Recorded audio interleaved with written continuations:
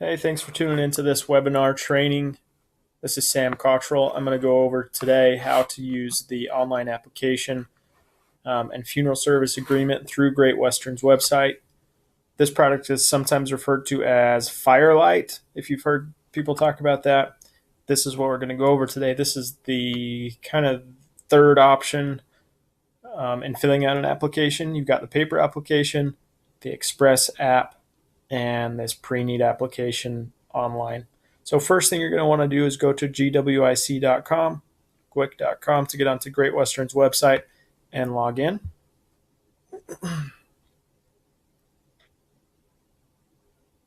If you watched my other video, I used my dad's login info. I'm going to do the same thing today.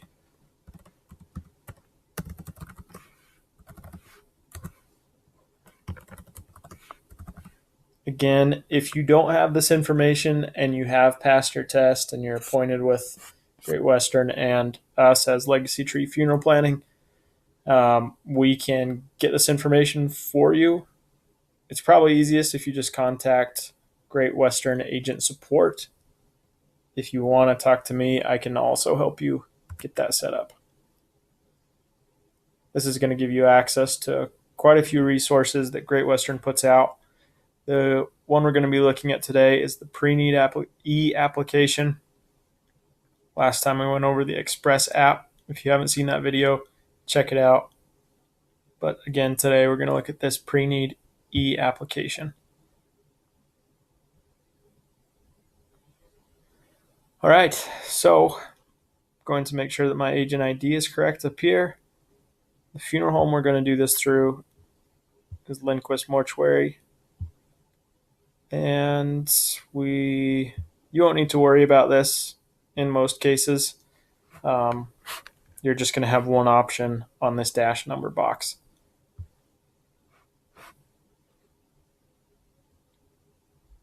Logging into Firelight. All right. Okay, we're going to start a new application by clicking here on application. Well, first, I'm going to go over a couple of these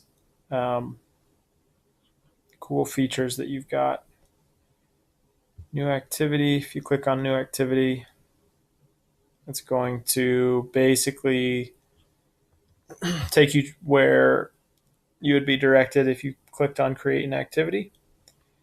All activities, click on there.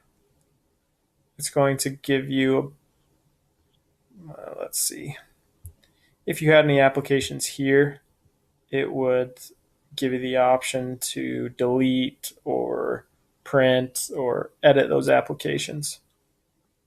We don't have any in ours right now, though. Preferences.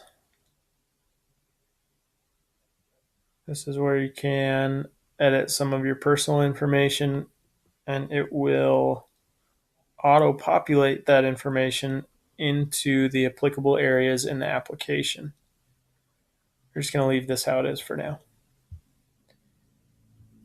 Okay. Let's start an application. And jurisdiction, Utah. It's only going to give us one option. That's life. Pre-need insurance. The required form, obviously, is the application for group insurance or the standard application you're used to seeing put out by Great Western. So that's their required form. This funeral planning worksheet is pretty similar to this FSA, funeral service agreement. You're not going to use this one too often unless you prefer it. If you do prefer it, I'll let you discover how you can best use that. But for now, we're going to use this FSA. You'll notice it says Utah. Some states have a generic FSA. Utah, for example, most funeral homes have the option of having a custom FSA.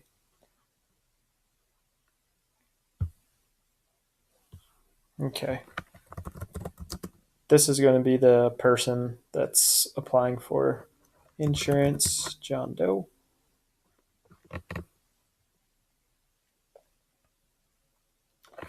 All right, hopefully this form looks familiar to you. If not, this is the funeral service agreement form. Again, some states are going to have a generic form. Utah, most of them are pretty specific to the funeral home, but all in all, they, for the most part, ask for the same information.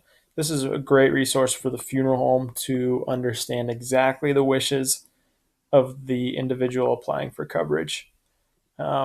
Also, it's letting that funeral home owner know what price he is honoring at the time of death.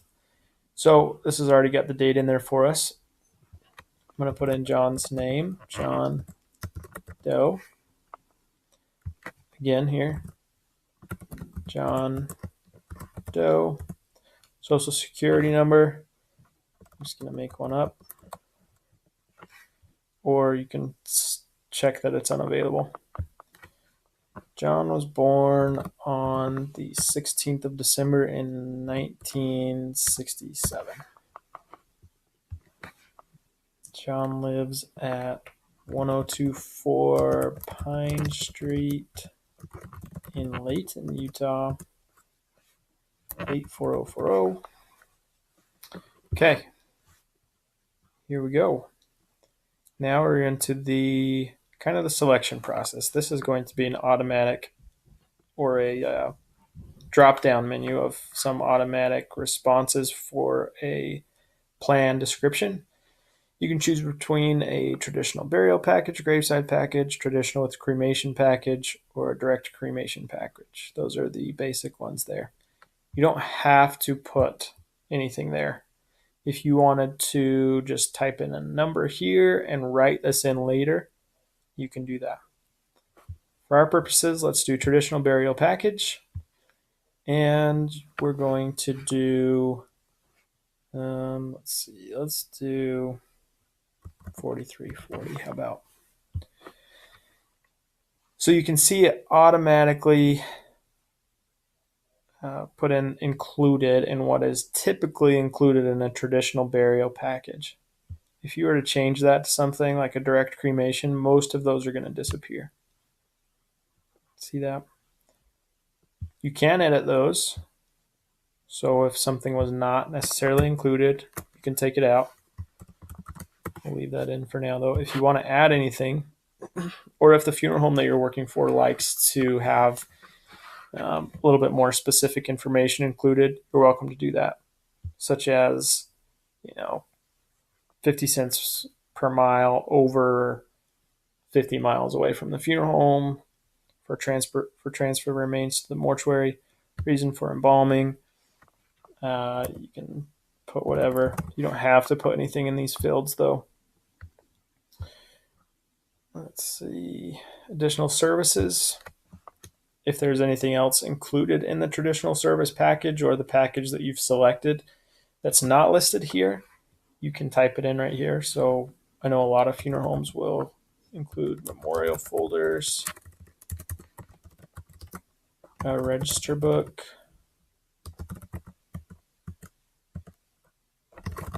thank you cards, and how about a temporary marker? So we'll put in INC here. Perfect. You can see that price right there automatically drop down. Since we haven't listed any merchandise, it's still $43.40. $43.40. Now when we go into merchandise, this is a burial, full traditional service. We're going to add a casket. This we'll name, it's the Timberland. It's pine, made by Midwest. How about that price is, let's just make one up, $23.50. Outer burial container, Monticello.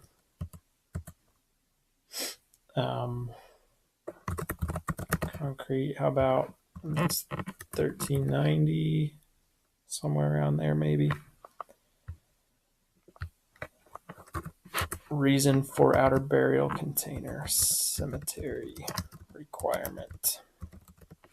That's going to be the most popular answer there. Additional merchandise, if you want to just put down on another place here for that temporary marker, you can put it in there.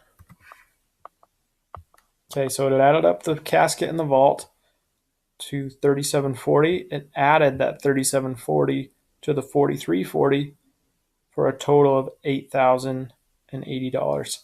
If you want to, or if your client wants to add any additional funds to their plan that aren't necessarily guaranteed, they can put it right here. If you have any questions about this, give me a call. I can talk to you some more about it. But this especially is applicable when somebody is doing a lump sum payment for their plan. If this was an $8,080 plan that was a single pay, they're not going to have as much extra funds to help with third-party expenses. So you may want to advise them to put some extra funds in here to help their family with those costs. In a lot of situations, when people are paying for their plans over time, they're going to have some extra money in their plan to help take care of those third-party expenses. For now, let's leave it at $8,080 and move on. Page 2 of the FSA is going to ask me or the client if they want to have a copy of their contract sent to anybody.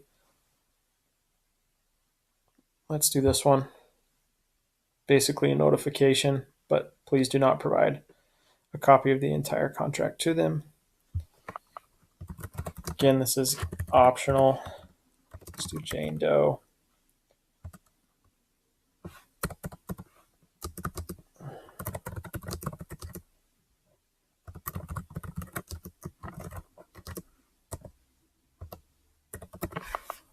Okay. It's asking for a date. Today's date.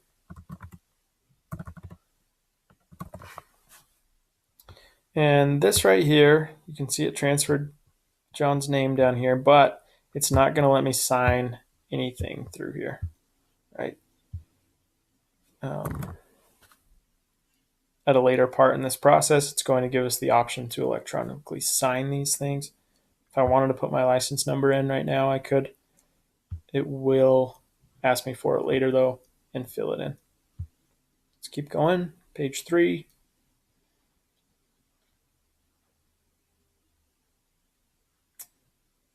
Hopefully your internet connection is a little bit faster than mine. But these are some good points for the client to read over before signing. You're welcome to read those to the client. They will have a copy of it either way.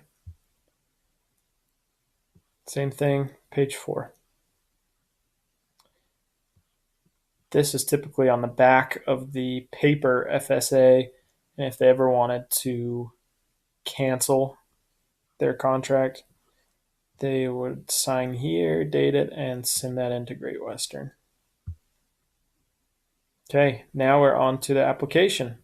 Again, hopefully this looks familiar to you. The great thing about this, now that we've filled out the funeral service agreement form, is it has populated a lot of the information for us. A whole lot. You see the face amount here, some of John's personal information. We'll get going on filling out what's not listed already. This wants me to verify that it's asking that I verify the ID of John. So I'm going to say yes on that. Okay. I like to start with this box first. This, I believe, when you're filling out this e-application, it will require a phone number and an email. Through the Express app and the paper application, those aren't necessarily required fields. Just making up some numbers here. And an email address. Okay, so I got that one done. Now I'm going to come over here to this box. 8,080, that's right. If we look at our funeral service agreement, that's the price that we came to. Now, I also want to add on an away from home supplement rider. It's $10. You can see that right there. Now, do I want to do a single pay, 1, 3, 5, 10 years? And do I want to pay for it monthly, quarterly, semi-annually, or annually? This is an enhanced plan or a discounted plan for the single payment. You can ask me about those later if you are interested in learning more about those. For now, we're going to do a 3-year plan. We're going to do monthly. Once I click that monthly, you can see total paid to agent is $237. Our modal payment or recurring is $227. So it brought this $10 for this extra insurance for the away from home supplement rider, added it into my initial payment, but every payment after that is going to be $227. Okay. I want the initial payment to just be a bank draft. And in special instructions, I can write take first payment immediately, then the 14th of each month, beginning January 14th of 19. Okay. This box here, almost always, if you watch my other video or we've done any other training, you should know that almost always the insured is also going to be the owner. If this was a parent doing a policy for a child, that parent may be the owner and the child would be the insured. So these two boxes could be different, where this would be the child's information, this would be the parent's information. In this case, the owner is the same as the insured. Beneficiary, right here, the primary beneficiary, typically, unless instructed otherwise, this is going to be a funeral home. When it's a funeral home, all you need to check is as their interest may appear. And your contingent beneficiary is then going to be probably a spouse or a loved one. Jane Doe. Jane, you know what? I think I put Jane as. No. I thought I put Jane as a daughter, but let's just leave it as a daughter. Jane Doe is the contingent beneficiary. I don't have to fill out a social security number or an address for Jane. That is very wise information to supply Great Western, but it's not required.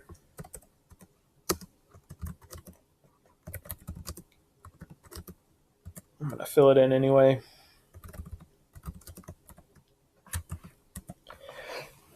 Whew, excuse me. Okay. I have not explained first day coverage yet, so we'll come back to this in just a minute.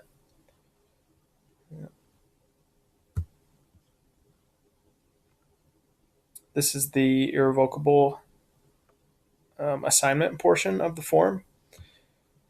This form right here, the irrevocable trust form, is very useful when there's a parent doing a policy for a child. It's just an added form that's going to ensure that you're understanding fully that you're assigning the policy irrevocably to the funeral home. We'll go ahead and look at it. For right now, we're going to say yes, we want to irrevocably assign this to a funeral home. Can't fill this in yet or initial it yet. Next question, does the applicant have an existing policy or an annuity with Great Western? No. And it's not replacing any insurance or annuities with Great Western. Here we go, next page. Got some health questions here. If you're not familiar with these health questions, try to get familiar with them. It's very important that we answer them accurately. I'm going to say no, I don't have any health issues, and I have not been hospitalized or been told to be and refused to be. hospitalized or in a nursing facility.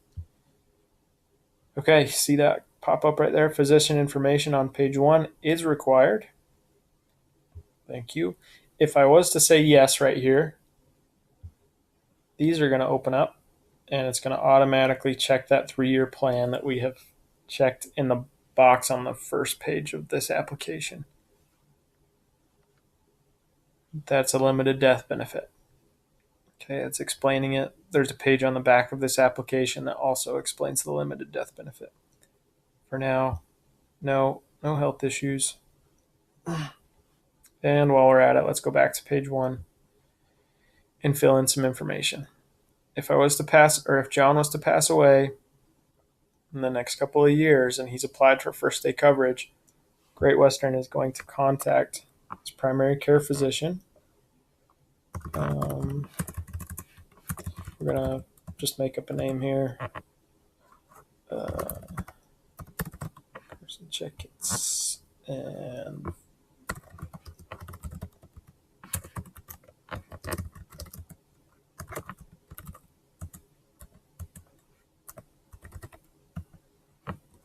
it will require all of this information. It has to be filled out. Okay, now that we've done that, no more red box. This is the agreement portion. Again, we can't sign it from this page. Later on in this process, it will allow us to. This is for the automatic withdrawal. This is where we're going to write down that information. The information where we want the draft, or where we want Great Western to draft from for the modal and usually the initial payment.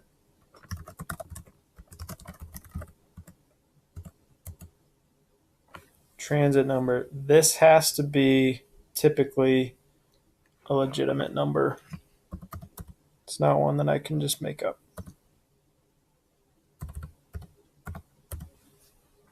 That's public information. If you ever have a question about which or what the transit or routing number is for the bank account your client wants to draft from, you can look it up online. Anybody has access to that. That's obviously a private number, your account number. And it's one I made up. Now here, this has got to be the name that's on the bank account, right? So if we're doing an account for a couple and only one of the spouses is the signer on the account, that person will have to sign both applications. So if John is the only signer on his account and we're getting ready to do an application for his wife, Jane, as well, he's going to have to also sign this authorizing the withdrawal. Okay. Right here, we can get rid of this. We click same as owner, get rid of a few things here. Same as insured, same thing.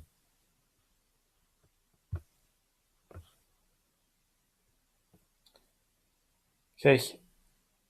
I don't know if you saw that little notice pop up, but it said all requirements have been met for data entry, and up here it says 100%. If I had something missing, I would get a notification telling me where I needed to make a correction or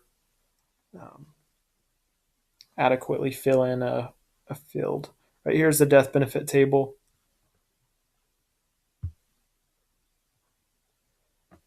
And this is the form I was talking about, the assignment of ownership. Again, reiterating the importance of the understanding for the client when it comes to what irrevocable means. It's also giving you the option to assign the policy to a funeral home or to Great Western, the Great Western Trust. We don't deal with the transfer of ownership to the Great Western Trust very often.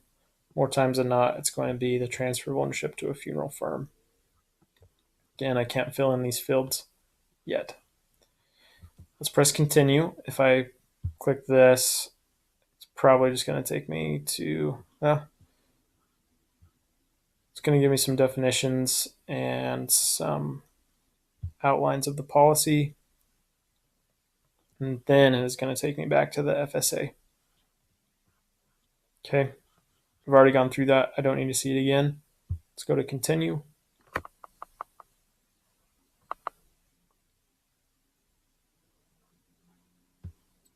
You don't have to sign using an e-signature. If you'd rather print this out and get physical signatures, you can do that by pressing right here, decline e-signature. Right now, though, most convenient way, if the client is okay with it, let's use e-signature.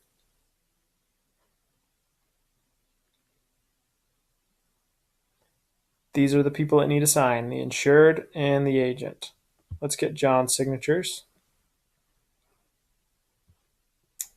If you're not with John, if you filled this out over the phone or over Skype or different means of communication, you can send them an email that's going to point out where they need to sign.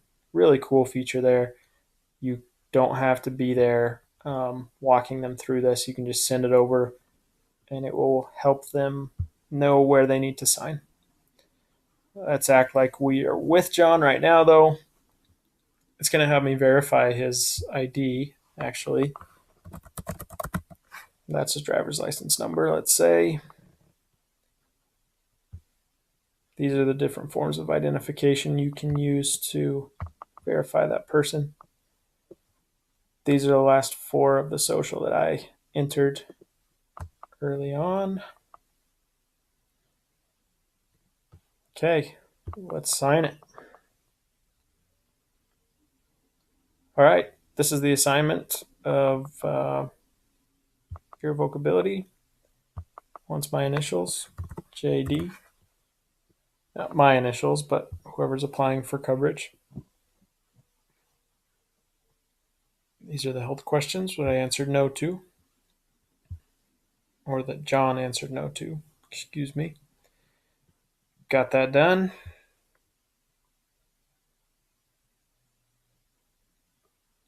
All right. Before signing, you must review all pages of each of the three documents below. This right here is the FSA. I would walk through this with John, explaining to him everything that we've put in here. Go through all pages.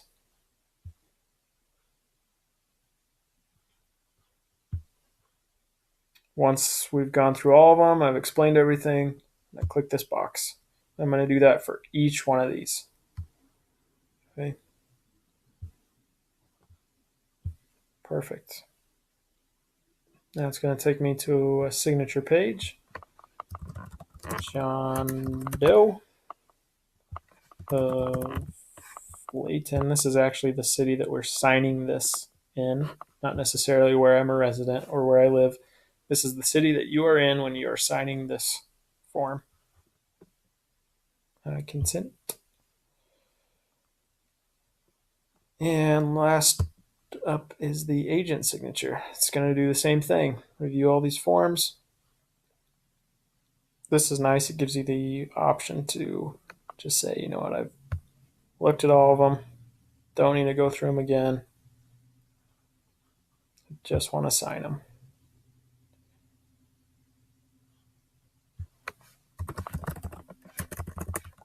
Oh man, there we go. There's my beautiful signature, or my dad's beautiful signature. Finished 2 of 3 steps. Please continue. Here we go. All right, application will be submitted. No further edits will be allowed. Are you sure? No, I do not want to submit this because it's not a real application. If it was a real application, I would click yes, and it would be sent to Great Western. All right, let's say now no for now and go home.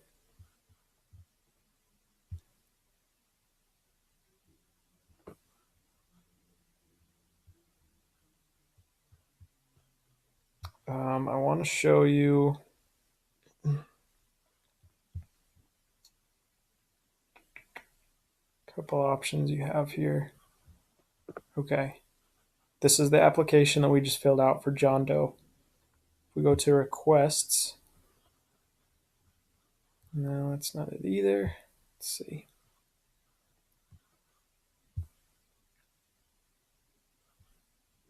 I don't know why that keeps popping up. Let's look at this.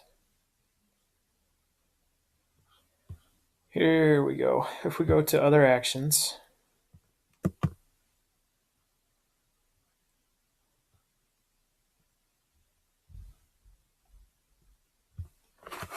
interesting. If you filled this out, if you fill out an application online and you did not get signatures, right? You did not get signatures from John Doe.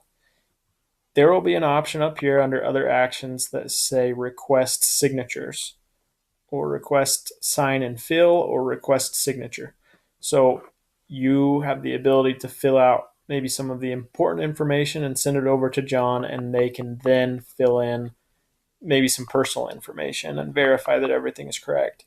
If you've already gone over everything with that person, there's an option for you to send it over to them just to get a signature. So they can review it. All the information is already filled in.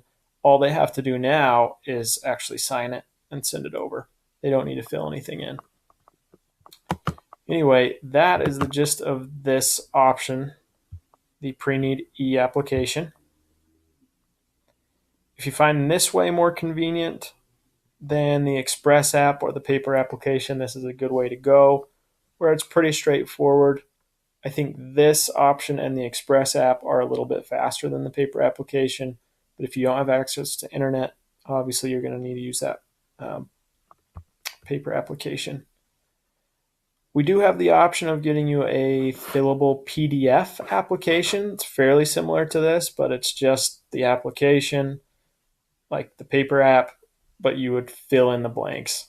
There isn't any auto calculating or auto populating information that's going to take place there. It's kind of just like a worksheet that you can fill out. I do not have that form right now. If you would like it, though, I can get it to you. Those are the two options we've looked at. Next, we'll look at the paper application, see if I can get a good video of that. All of these doing the same thing, just different methods. If you have any questions at all, give me a call at 801-628-2928, or I'll put it up here, email me at ltfplanning@gmail.com. Okay. Thanks so much for watching. See you next time.